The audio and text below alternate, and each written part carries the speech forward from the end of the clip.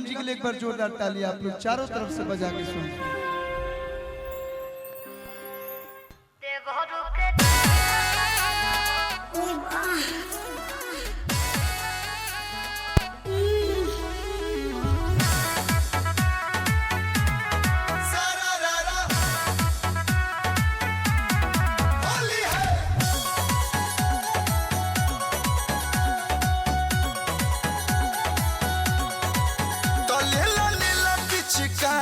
हमार भौजी यही होली में भइल तैयार भौजी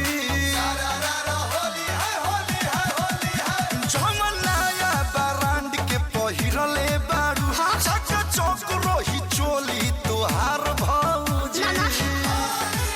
ई दुनो पुआ छुके लागता निगोर देवरू के डाल हो रंगवा देवरू के डाल हो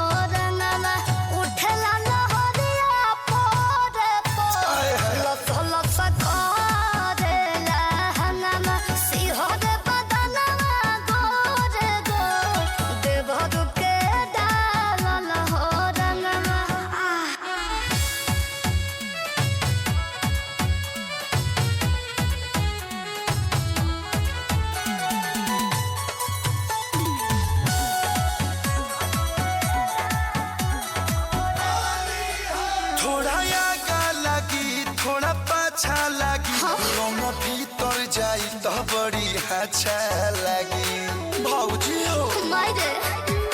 लगाव रंग हलके भेजाव तनी खलके होय सुनाव आज रंग के बनाई दे हम मोर देवरू के डाल हो रंगवा देवरू के डाल हो रंगवा उठेला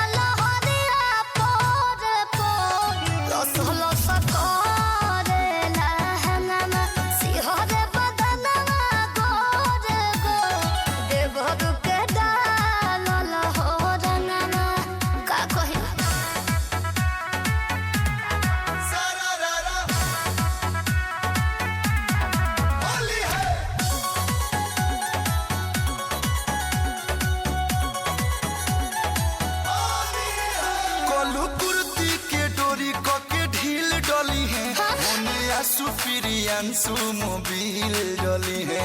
सर्विसिंग हो जाई सब लोग पागल हो गइल बा लागत बड़ी हाला करब ना हो होली में मुंह काला करब हई देखो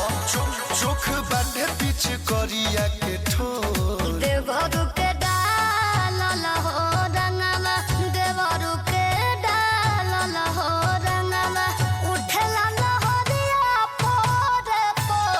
लस लस करेला हंगमा सिहरे बदनवा गोरे गो देवरू के डाल हो रंगवा मायरे हम ना डालो तो के डाली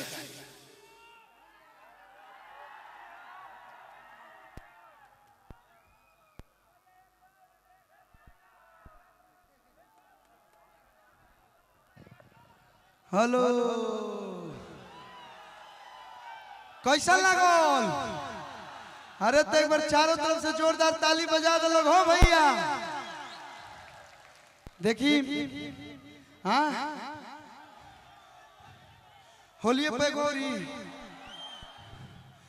आइए काजल राज जी आइए हाई मशीन रुक